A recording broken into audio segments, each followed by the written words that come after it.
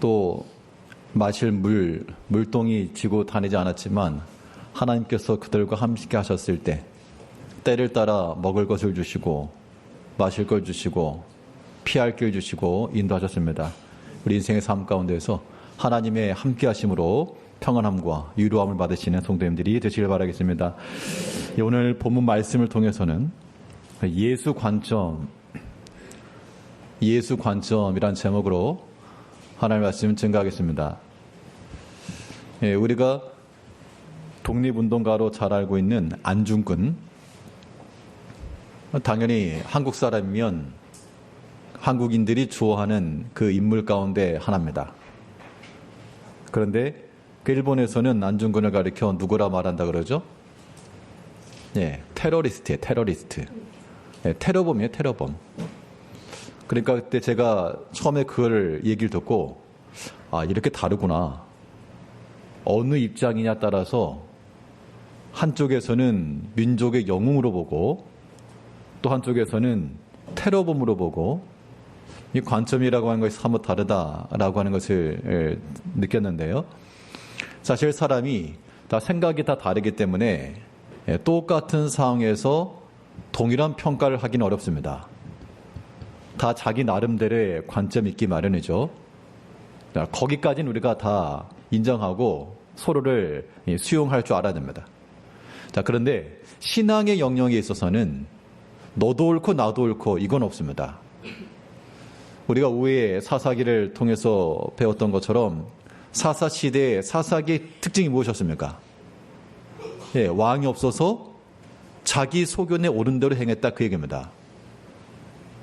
그러니까 음식을 먹을 때 맛이 있냐 없냐, 짜냐 다냐, 이런 것은 개인의 취향, 그런 개인의 취향 따라서 달라지지만 하나님의 말씀에 근거한 것, 그 삶이 옳으냐 그르냐라고 하는 것은 자기 소견에 옳은 대로 내가 보기 옳다 그르다 그렇게 말할 수 있는 게 아니고 여기에는 정확하고 명확한 기준점이 있어야 됩니다.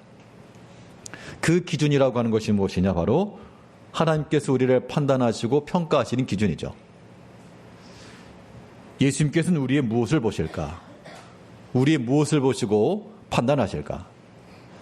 자, 만일 여러분들이, 성도님들이 축구 감독이라 그러면 선수를 뽑아야 됩니다. 자, 우리 여기 계신 분들이 이제 후보들입니다. 그럼 누구를 뽑으시겠습니까? 그 사람 외모, 아니면 학력, 아니면 부유함의 정도, 인맥, 그런 거는 전혀 관계없죠. 얼마나 이타적인 플레이를 하며 또 개인적인 역량이 있으며 또 그런 걸 보겠죠.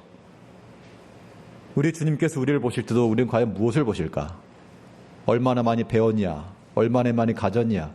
주님께서는 그걸 보실 리가 없고 주님께서 보시는 그 관점이 옳은 기준이고 우리도 마땅히 그 기준을 따라가야 되는 것이 합리적입니다. 그러면 주께서 주목하여 보시는 것은 무엇인가?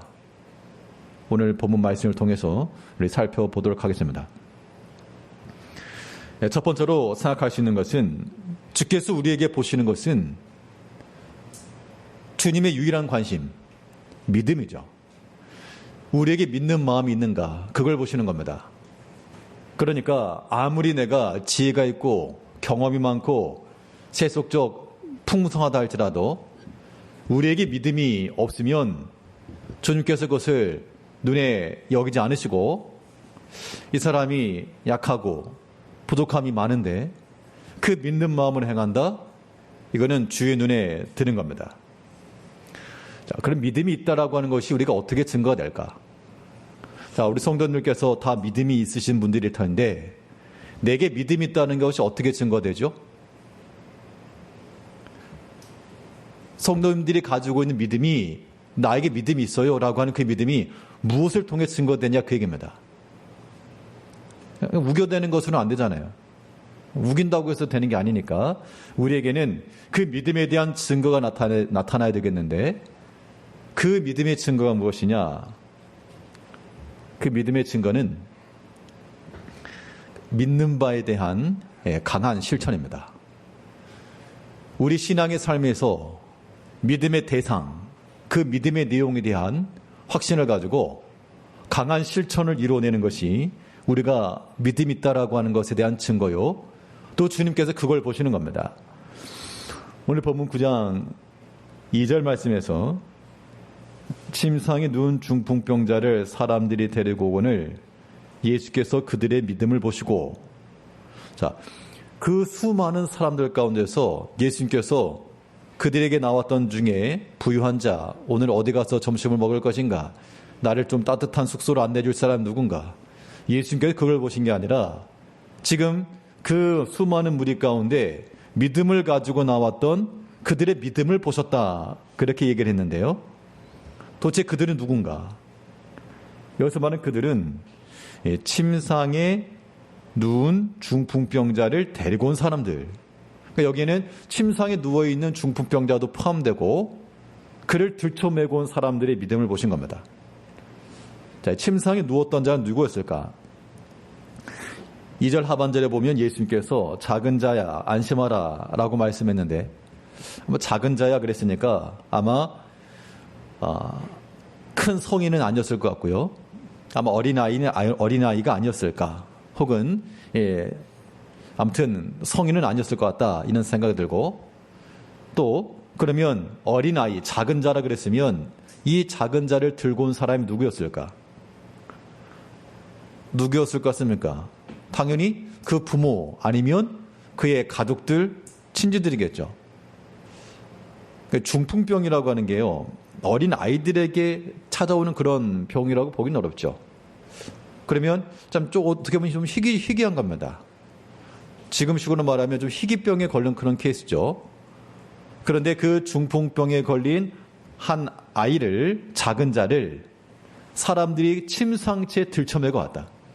자, 그러면 예수님께서 보신 것은 분명 눈에 가시적으로 보인 것은 무엇이냐면, 수많은 사람들 가운데 어떤 사람들이 침상채 데리고 왔다, 어느 한 사람을 그냥 이불에 놓고 들고 들쳐매고 왔다, 그걸 보신 건데, 그걸 보시면서 그들의 믿음을 보셨다는 겁니다.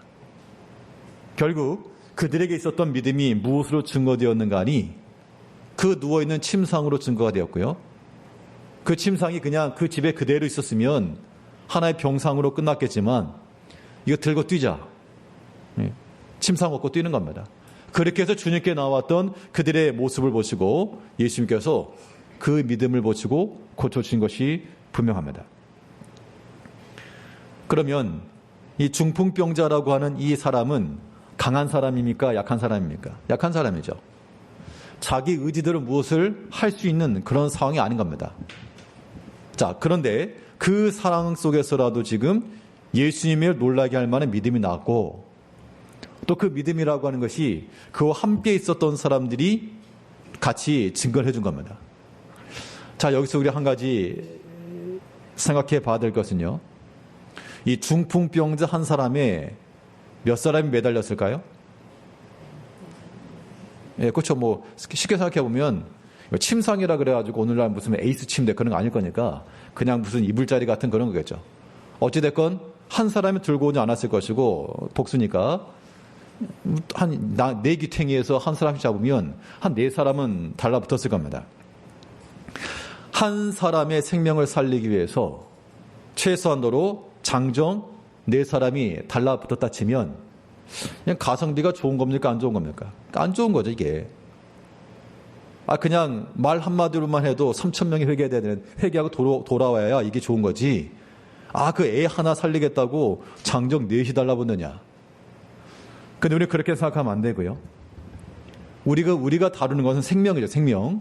물론 그 당시에는 실제로 병에 걸려서 낫길 바라는 그 부모나 친지의 마음이겠지만, 오늘날 우리가 어떤 마음을 가져야 되는가 하면, 우리가 예수님께로 나아갈 때 내 스스로가 나아가서 고침받는 것도 중요하고요. 또 그 주변에 있는 형제들이 한 사람의 생명을 살려내기 위해서, 한 사람이 살아나기 위해서 최소한 몇 명이요? 네 사람이 달라붙어서. 가성비가 없다 그렇게 말할 수 없는 겁니다. 오늘은 교사들 예배 중에 그런 얘기를 했습니다.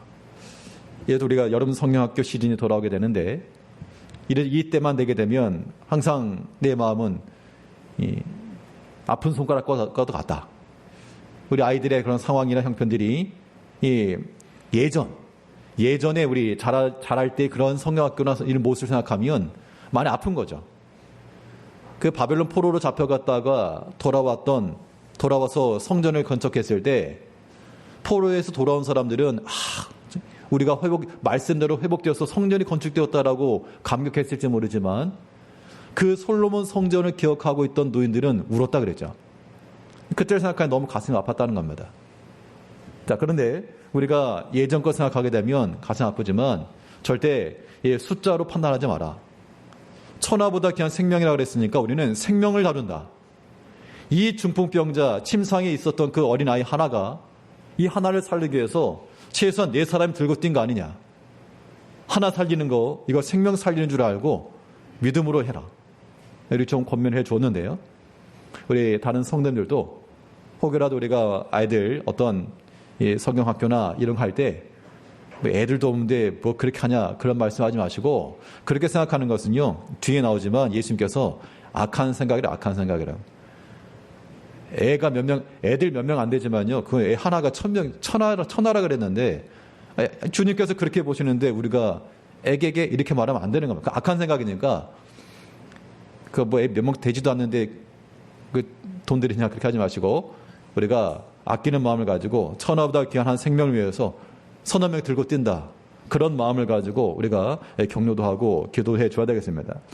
오늘 본문에 나오는 이 중풍병자도 그 한 사람이 참으로 할 수 있는 일이 적었지만 그 주변에 있던 사람들의 믿음을 보시고 고쳐주신 거예요. 그러면 우리가 성하다라고 생각하는 우리 성도들이 우리 주변의 약한 형제들을 지금 붙들어 줘야 됩니다. 서너 명이 달라붙어 줘야 돼요. 서로 압박을 해줘야 됩니다.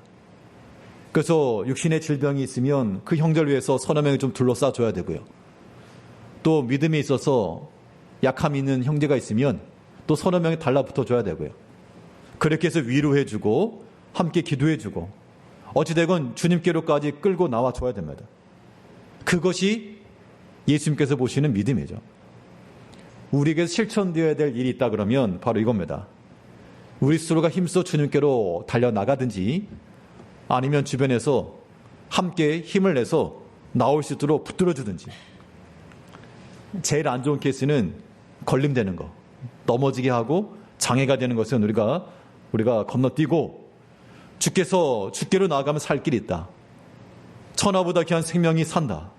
그런 생명, 그런 믿음을 가지고 우리가 나가야 됩니다. 우리가 지금 성경에 나오는 것처럼 우리가 어떤 중풍병에 걸려가지고 이걸 고침받기를 원하고 그런 건 아니지만요. 우리에게도 동일한 그 믿음이 있어야 됩니다. 그 믿는 마음이라고 하는 것은 똑같아요. 주님께 나아가면서 한다. 찬송에도 우리와 함께 하시는 주님, 단순한 노래 가사가 아니라 나 진짜로 주님이 나와 함께 하시면 내가 산다. 나의 피난처시요. 때를 따라 은혜를 베푸시는 나의 공양자시요. 외로울 때 나와 함께 하시는 내 친구요.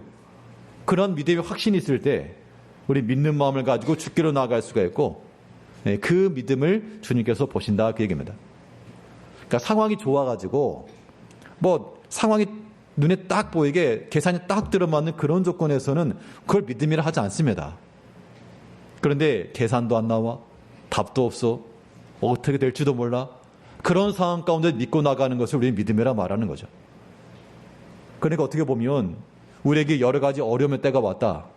믿음 쓸 수 있는 좋은 기회가 왔다라고 생각하셔야 됩니다. 예수님께 나왔던 한 왕의 신화 이야기가 있습니다. 아들이 죽었습니다. 자기가 눈으로 봤습니다. 아들이 죽었고 의식을 다 잃어버렸고 그 상황 가운데서 예수님의 소식을 듣고 예수님께 나왔죠. 주님은 내려오셔가지고 우리 아들 좀 살려달라고. 근데 예수님께서 하신 말씀이 가라. 네 아들이 살았다. 종전까지 내가 죽은 거 보고 왔는데 아이 의식을 손발이 늘어지고 의식 없는 걸 내가 보고 왔는데 살았다고 하니 좀 가지고 좀 어떻게 안수를 해주든가 좀 통성기도 해주든가 그래야지 가라고만 하니 어떻게 할까. 그때 그 왕의 신하가 어떻게 했다 그랬습니까? 예수께서 하신 말씀을 믿고 가다니. 아직 해결되지 않았지만 믿고 가는 그 도중에서 그 소식을 들은 겁니다. 우리 요한복음 4장 50절 말씀에서요. 예수께서 이르시되 가라. 내 아들이 살아있다 하시니 그 사람이 예수께서 하신 말씀을 믿고 가더니. 자, 그 말씀 믿고 가다가 그 도중에 그 집에로부터 나오는 사람을 만난 거죠. 아들이 살았습니다. 언제 살아났느냐? 따져보니까 예수님께서 말씀하신 그때가 된 거죠. 그러면 아들이 살아났을 때 그 시점에 이 왕의 신하 아버지는 못 본 겁니다. 아직 불확실한 겁니다. 그러나 불확실했지만 믿고 돌아갔을 때는 이미 해결된 거예요. 해결된 거. 우리가 주를 믿는다 할 때도 이러한 경험들이 많이 있습니다. 해결되지 않은 문제들, 내 힘과 능력으로 너무나 벅찬 일들, 뭐 그런 것들이 정말 많은데요. 그때 우리는 주의 약속을 따라 하나님께서 우리 개인마다 이래라 저래라 뭐 그런 식으로 하진 않으시겠으나 우리에게는 원론적인 주의 말씀이 주어져 있고요. 그 약속의 말씀은 우리 개개인의 삶에 적용될 수 있는 그런 주의 약속이므로 그 약속 믿고 나아갈 때 아직 우리 눈앞에 결과물은 나타나지 않았지만 이미 무엇이 되었다? 이미 해결이 되었다. 나만 모르는 거예요. 근데 믿고 가면 해결된 겁니다. 믿고 가면. 그렇게 믿어야지 어떻게 합니까? 우리 인생의 주인이 주님이시니까 주님 믿고 나가면 주께서 나를 위해서 예배하시고 지키시고 도우시고 이것을 우리가 확신하는 것이 우리의 믿는 마음이요. 예수님께서 뭘 보신다는 겁니까? 이 믿음을 보신다는 겁니다. 이게 과연 믿음이 있냐? 아니면 네 소중에, 네 수중에 있는 그러한 자랑할 만한 그걸 믿고 있냐? 믿는 마음이라고 하는 것은 그 믿음이 실천되는 겁니다. 그냥 실천이 아니고요. 강하게 실천, 강한 실천. 최소한 침상은 들고 와야 강한 실천인 겁니다. 최소한 죽은 자 앞에서 믿고 가는 정도는 돼야 강한 실천되는 겁니다. 근데 우리가 사실 많이 두려워합니다. 세상이 두렵고 말씀대로 살자고 하니 그게 또 두렵고 잃어버릴까 두렵고 상실할까 두렵고 그런 두려움 가지고 사니까 맨날 지는 거죠. 우리는 주의 약속의 말씀을 굳게 믿고 가면 산다. 주님께 가면 산다. 그 말씀 믿고 가면 산다. 그러한 확실한 그런 믿음이 있어야 됩니다. 예수님께서 그 믿음을 보신다는 얘기예요. 그럼 이런 강한 실천이라고 하는 것 어디서부터 나오는가? 당연히 이거 맹목적으로 무식하게 행동하는 게 아니라 그 행동이 강하다라고 하는 것은 그 내적인 확신이 또한 강하다는 얘기죠. 뭐 자기 고집이다 그런 게 아니라 자기 고집 부리면서 하는 거는 우리가 고쳐야 되겠지만요. 주께서 하신 말씀, 즉 내가 하나님을 굳게 믿는다. 여러분들 하나님을 굳게 믿는다라고 하는 걸 다른 말로 하면요. 그냥 세상적인 표현으로 하나님 말고 좀 대책이 없는 겁니다. 그러니까 우리가 보면 무계획적이고 계획이 없는 게 참 빈틈 있어 보이는 겁니다. 어떻게 그렇게 사냐? 사람이 왜 계획도 없냐? 우리가 계획 같은 걸 물론 세우죠. 해도 완벽하게 세워놔가지고 내 계획대로 실천해야 된다. 그건 인간적 교만인 겁니다. 사람이 계획을 세워도 바울 같은 경우는 계획이 있었지만 하나님께 그 계획을 돌이켜줬고요. 그때 고집하지 않고 주의 뜻이 거기 있다 확신하고 돌이켰고 또 어떤 경우에는 아무런 대책 없이 바울이 선교할 때 항상 그런 계획만 가지고 하지 않았습니다. 내가 앞으로 예루살렘에 갔다가 로마도 보고 서바나까지 가리라 원대한 계획은 있었지만 그렇다고 해서 매사 그 하나하나 다 캐치하지 못했죠. 빌립보 교회를 세울 때는 어떻게 했습니까? 내가 여기 가가지고 내가 교회를 개척하겠다. 그렇게 하지 않고 지나가다가 안식일에 기도처가 있는가? 빨래하고 있는 사람들에게 어디 기도할 만한 데가 있습니까? 그렇게 물었다가 시작된 게 빌립보 교회였습니다. 하나님께서 우리 이루실 때 믿고 가는 거죠. 사실은 아무것도 대책 없었지만 하나님께서 만나게 하실 것이고 하나님께서 세우실 것이고 그걸 믿고 나가니까 하나님께서 일을 이루신 겁니다. 우리 모든 성도님들도 마찬가지입니다. 우리가 주께로 나가면 아무런 대책이 없지만 주께서 우리를 위해서 예비해 놓으신 것이 있다. 이 중풍병자에게는요. 이 중풍병자가 주님께 나갔을 때 예수님께서 뭐라 말씀해 줬습니까? 안심하라. 안심하라. 지금까지 내가 두렵고 근심했고 그럴지 모르나 안심하라. 주님께 나왔으니 너에게 소망이 있고 살 수 있다. 우리가 최소한 이런 확신이 있을 때 우리가 강한 실천으로 순종해 나갈 수 있는 겁니다. 오늘 본문 9장 2절 다시 보시면요. 작은 자여 안심하라. 그들의 믿음을 보시고 이르시되 작은 자여 안심하라. 내 죄사함을 받았느니라. 주님께 나아가면 주님께서 거절하지 않으실 거기 때문에 우리는 이제 위로를 받는 겁니다. 우리 마음속에 여전히 불안한 이유는 뭐죠? 근심이 되는 이유가 무엇입니까? 사람이 염려와 근심이 없이 사는 것, 그것만, 그러니까 아무런 생각 없이 산다, 그런 건 아닌데, 그 최소한도로 내가 하나님을 믿는 믿음 속에서, 하나님을 믿는 믿음 속에서 염려하지 않고 근심하지 않는 것은 복입니다. 복이에요. 내 수중에 수많은 은금을 가지고 있는 것 그 이상으로 큰 복이라고 우리가 그렇게 믿으셔야 됩니다. 그 믿음 속에서 우리가 경험해 나가는 거죠. 그러니까 진짜 참으로 하나님이 내게 복이다. 내가 예상치도 못하고 계획도 못했지만 하나님께서 알게 하시고 만나게 하시고 얻게 하시고 때로는 내가 실패하는 것 같았으나 도리어 이것이 내게 큰 유익이 되었고 지금 당장 낙담이요 눈물이나 하나님께서 그 모든 과정을 통해서 내게 더 좋은 걸 주셨고 이게 우리 인생 아니겠습니까? 그렇게 사는 것이 믿음의 삶이라는 겁니다. 우리 주님께서는 무엇을 보시는가? 우리 성도님들이 무엇을 보시겠습니까? 믿음 보신다고요, 믿음. 근데 정작 믿음을 보시는 우리 믿음이 없네? 우리는 세상의 것을 즐거워하고 있고 또 우리 마음에 낙심이 강하게 들어서 죽을 것 같고 염려가 극심하고 불안하고 잃어버릴까 두렵고 그것이 사람의 마음일지라도요.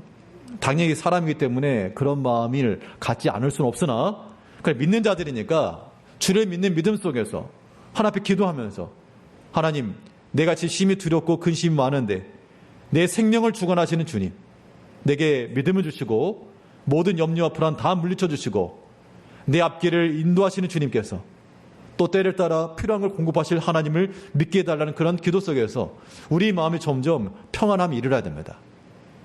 예수님께 나왔던 중풍병자 안심하라 그랬잖아요.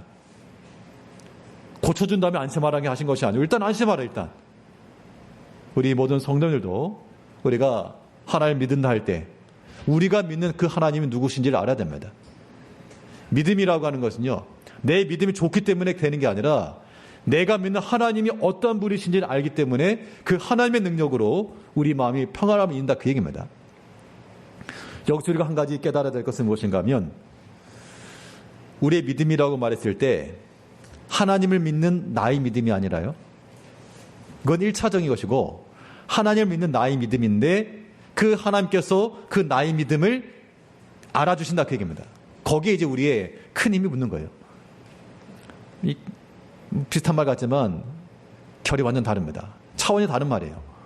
내가 주를 믿는다라고 하는 것은 하나님은 관계없는 거예요. 하나님 나를 알건 모르건 나를 사랑하건 말건 관계없이 내가 주를 믿는 그 믿음에만 머물러 있어 안 되는데 우리가 다 이 수준에 있다는 겁니다.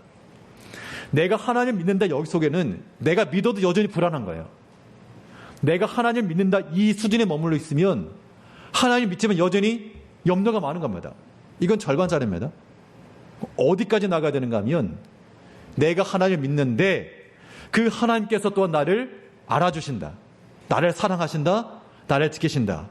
여기까지 이르면 우리는 최소한으로 우리 마음속에 있는 염려와 근심에서부터는 자유를 얻을 수 있다는 겁니다. 그 믿음이 하나님을 믿는데 바울은 이런 고백을 했습니다. 내가 여러 가지 어려움 중에 처했지만 내가 부끄러워하지 않는다. 왜 그러냐? 내가 믿는 하나님이 있다.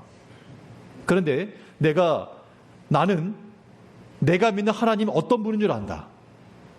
사실 단지 내가 믿는다 그 정도가 아니라 나는 내가 믿는 하나님이 어떤 분인 줄 안다라고 하는 그 말 속에는 그 하나님 또한 나를 안다는 얘기예요.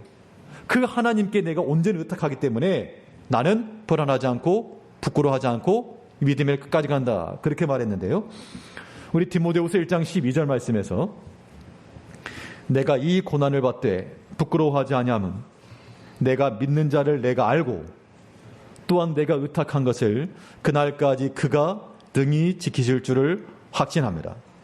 자, 이 말씀에서, 이 신앙 고백에서 중요한 건 무엇인가 하면요. 믿음의 포인트. 그 주체가 어디 있냐인데, 내가 믿고, 내가 의탁한 것이지만, 결과적으로는 그가 행하시고, 그가 알고, 그가 지키실 것을 믿었다 그 얘기입니다. 우리의 믿음의 깊이라고 하는 것은 내가 불안불안 하는데, 그냥 하나님 믿습니다. 그 정도가 아니라, 하나님을 믿는 거예요.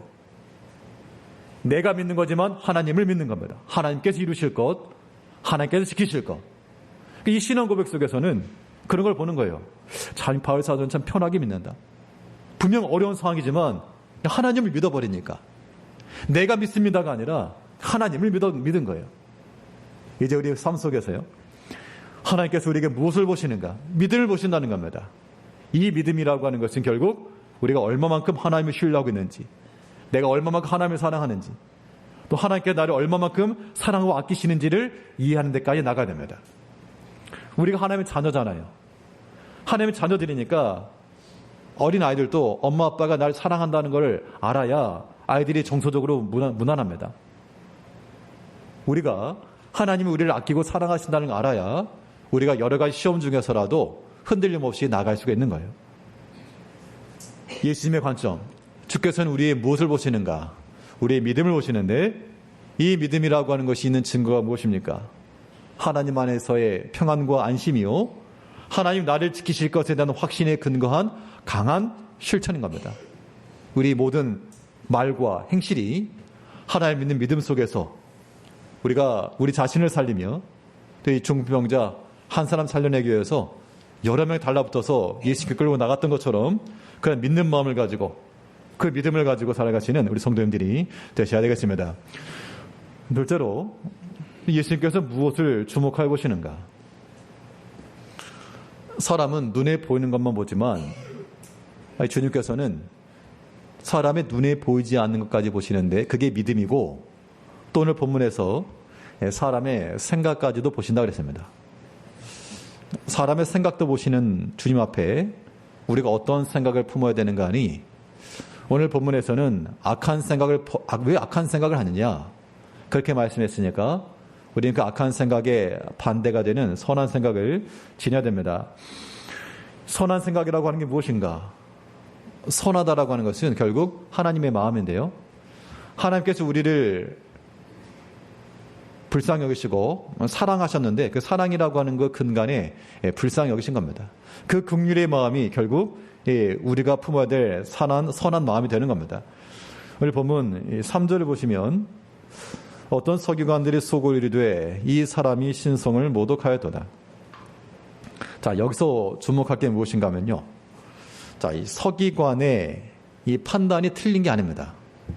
서기관들은 그 성경을 연구한 사람들이죠. 그러니까 율법에 의하면 어느 한 사람이 죄사함을 줄 수 없습니다. 서기관들 예수님이 하나님이시라는 걸 아직 모르니까, 믿지 못했기 때문에 사람이 죄사함을 받았다라고 말하는 것은 신성 모독하는 게 맞죠.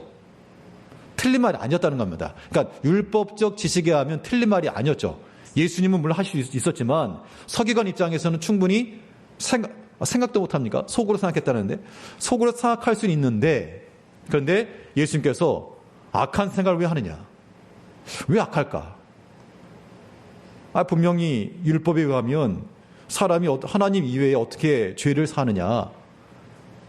서기관 입장을 생각할 수 있는데 예수님께서 그것을 악한 생각이다라고 말씀하신 것은, 물론 예수님께서 죄를 사하실 수 있는 그러한 권세가 있으심을 보였다 그랬으니까 하나님을 알지 못한, 예수님을 알지 못한 서기관에 대한 책망이기도 하겠고요. 또 지금 이 서기관과 예수님 눈앞에 누가 있는 거죠? 중풍병자가 있잖아요, 지금. 그러면 중풍병, 어린 아이라 그랬습니다. 작은 자라 그랬으니까 어린 아이들이 중풍병에 걸렸다, 이건 흔치 않잖아요. 오늘날로 말하면 여러 가지 희귀병에 걸린 그런 케이스를 있지 않습니까? 그러니까 그런 걸 보면 어떤 마음이 드십니까? 부모가 제대로 교육시켜야지, 뭐 이런 생각 드세요?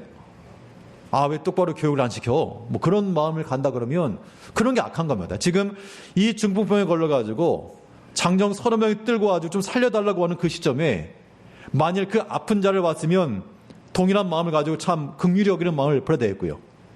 그가 만약 살아났다 그러면 그 살아난 기쁨을 대해서 함께 기뻐해야 될 것인데 지금 그게 없는 겁니다. 지금 그게 없고 그 마음 속에 있는 그 서기관들이 가지고 있었던 율법적 지식과 그 기준이 판단의 기준이었다는 겁니다.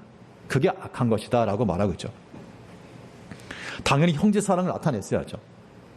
그 당시 예수님께는 나왔던 사람들, 그 동네 사람, 지금이야 이 동네 사람들 다 모르지만 그 당시 동네 사람들 다 알죠. 저 집에 누가 살고 네 집 아들이고 누가 병들었고 다 알 겁니다. 그러면 이 침상째 내어왔던 사람에 대해서도 물을 리가 없을 것이고, 자, 알았다 치면 그 아이에 대해서 긍휼히 여기는 마음, 또 죄의 상을 받았느니라 말했어도 그래도 그렇게 해서라도 고쳤으면 좋겠다. 그런 마음을 품어주는 것이 긍휼히 여기는 마음이요 선한 마음이죠. 근데 이제 자기 생각에 옳지 않다 그 얘기입니다. 어떻게 저런 말을 하냐? 어떻게 저렇게 말하냐? 근데 그런 기준만 가지고 살 수 없는 겁니다. 그런 기준을 자기 자신에게 적용하는 건 옳지만 사랑을 베풀어야 할 그 형제에 대해서 그런 율법적 기준을 제시하는 것은 예수님께서 뭐라 말씀했는가 하니 어찌하여 악한 생각을 하느냐. 그 생각이 악하다 그랬습니다. 그러니까 우리 이 자리에 계신 우리 성도님들도요. 우리 한 교회를 구성하고 있는 여러 형제들에 대해서 어떤 경우는 좀 중풍병에 실려온 것처럼 약함이 있을 수가 있습니다. 이때 우리가 알고 있는 성경적 기준을 따라 가지고 어찌하여 그리하느냐 그렇게 하시면 그거는 무슨 생각이요? 그건 선한 생각을 볼 수 없잖아요. 틀린 말은 아니지만 어떻게 긍휼히 여기는 마음이겠느냐. 긍휼히 여기는 마음을 가지고 고침되기를 바라고 회복되기를 바라는 마음을 가지고 그런 마음을 가져야죠. 그 긍휼히 여기는 마음, 이걸 좋게 말하면 긍휼히 여기는 거고 우리가 흔히 쓰는 말로 말하면 이게 불쌍하잖아요. 어린아이가 중풍병이 들려가지고 손발을 떨고 있다 그러면 그 모습을 보면 불쌍하잖아요. 그 불쌍히 여기는 마음이 긍휼히 여기는 건데 그 불쌍히 여기는 마음 자체가 선한 행실이다 그 얘기입니다. 잠언 19장 17절 말씀을 보게 되면 가난한 자를 불쌍히 여기는 것은 여호와께 구워드리는 것이니 그의 선행을 갚아주시리라. 자, 가난한 자를 불쌍히 여겼다. 그래서 무엇인가 좀 이렇게 살펴주고 또한 도움을 주었다. 그건 이제 하나님께 한 것이라 그랬고요. 그 선행을 갚아주신다. 자, 그 불쌍히 여기는 마음이 선한 행실로 나타났고요. 그것을 또한 갚아주실 것이다 약속을 했습니다. 자, 우리 성도님들은 어디에 눈이 가셔야 되냐? 나보다 더 잘 사는 사람, 나보다 더 부유한 사람, 그런 데만 눈이 가면 하나님의 은혜를 알지 못해요. 분명 우리가 어떤 발전, 더 성장해 나가려면 높은 곳을 바라봐야 되는 것도 맞죠. 더 잘하는 사람도 봐야 되겠고 더 좋은 곳도 봐야 되겠고. 그런데 그것을 보면서 우리가 힘써 우리의 부족함을 메워나가고 힘써 다른 일을 하지만 또 한편으로 봐야 될 게 어딥니까? 오른편만 보면 안 되잖아요. 길 갈 때 오른쪽도 봤으면 왼쪽도 봐야 될 거 아닙니까? 당연히 우리보다 더 약한 형제를 돌아볼 줄 알고, 약한 형제를 돌아봤다는 얘기는 뭐죠? 불쌍히 여기는 마음과 긍휼히 여기는 마음. 불쌍히 여기는 마음은 그냥 이거 안 됐다 그게 아니라 그 긍휼히 여기는 마음이 어떻게 되는 겁니까? 선한 행실로 나타나는 거죠. 그러니까 어떻게 보면 나보다 더 많이 가진 사람이 있지만 우리보다 더 적게 가진 사람을 보면서 함께 나눠주는 것이 선한 행실이라는 것. 그것이 하나님께서 보시는 그런 기준이 되는 거예요. 우리가 그런 관점을 가지고 사는 것이 예수의 마음으로 사는 겁니다. 우리가 교회적으로도 마찬가지입니다. 우리가 교회적으로 대형 교회에 비하게 되면 참 작은 교회죠. 그러나 또 한편으로는 얼마 되지 않지만 그러나 더 어려움에 처한 그런 교회들도 있고 형제들도 있죠. 우리가 어떻게 되면 교회적으로 다 좋은데 보면서 저 교회는 뭣도 하네 점심시간에 삼겹살도 구워 먹고 소고기도 먹고 그러네. 그렇게만 볼 게 아니라 더 어려운 교회들 형편을 돌아보면서 그 긍휼히 여기는 마음을 가지고 여호와께 구워드리는 선한 행실이 나타나야죠. 의도적으로 안 들려 못 봤어 그렇게 하지 마시고 들어줘야 됩니다. 그래야지만 하나님께서 우리를 들어주시는 거예요. 교회적으로도 그렇게 하고 개인적으로도 그렇게 하시고요. 그럼 어디가 특별해가지고 어려운 교회가 어디 있는가 일부러 찾아다닐 건 아닙니다. 우리가 들려오는 소식, 그러니까 관계성 속에서 아는 것, 그런 것들이잖아요. 지난 우리 수양회 때 우리가 들으려고 들은 건 아니었지만 우리 목사님 통해서 교회 소식도 들었죠. 그 교회 이전, 예배당 이전을 문제 놓고 여러 가지 하나님께서 도와주시고 또 여러 가지 이전하는데 일하시고 또 그런 거 보게 되면 또 이게 부족한 면이 없지 않아 있는데 우리가 만약 그런 소식을 들었을 때 그런가 보다 하고 그냥 넘어가면 믿는 마음이 도대체 어디 있냐고요. 일부러 그 말을 들으려고 하지 않았지만 또 그런 상황 속에서 들려주셨다는 것은 하나님께서 참 돌아봐 주어라. 또 그런 마음을 가지고 우리가 마음을 품어주고 함께 기도해주고 하는 거 그거 선한 행실인 겁니다. 그런 마음을 가지고 나갈 때 하나님께서 또한 우리가 약한 교회들 어려운 교회들 도와주면요. 하나님께서 우리에게 또 도와주시겠죠. 여러 가지 어려운 형제들 도와주면요. 하나님께서 우리 또 도와주시겠죠. 그 믿음 가지고 하는 것이 선한 행실이 되는 겁니다. 분명 그랬지 않습니까? 가난한 자를 불쌍히 여기는 것은 여호와께 구워드리는 것이니 그의 선행을 갚아주시리라. 하나님께서 뭐 쪼다나가지고 하나를 갚으시겠습니까? 최소한 2개는 주시겠지. 그 믿는 마음을 가지고 우리가 긍휼히 여기고 불쌍히 여기는 마음을 가지고 행할 때 그 선한 생각을 주님께서 귀히 여겨주실 것이 분명합니다. 근데 그러지 못하고 마음을 닫아가지고 서기관이라고 하는 그 입장에 가지고 이것저것 다 비난하고 정죄하면요. 그거 틀린 말은 아니지만 악한 생각이다. 바른 중심 우리가 가져야 되지만 그러나 그 악한 형제 사랑을 실천하지 못하는 그런 것들은 바른 마음이 될 수가 없죠. 우리 본문 9장 4절을 보시면 예수께서 그 생각을 하시고 이르시되 너희가 어찌하여 마음에 악한 생각을 하느냐. 그러니까 지금 이 서기관의 판단 자체가 율법적 기준에는 틀리지 않았으나 형제를 사랑하지 못하고 긍휼히 여기지 못하고 베풀지 못하고 그런 마음을 갖는 거 악하다라고 말한 것만큼 이제 우리가 성경적 지식을 알고 있어서 그것만 가지고 있어서도 안 되겠고요.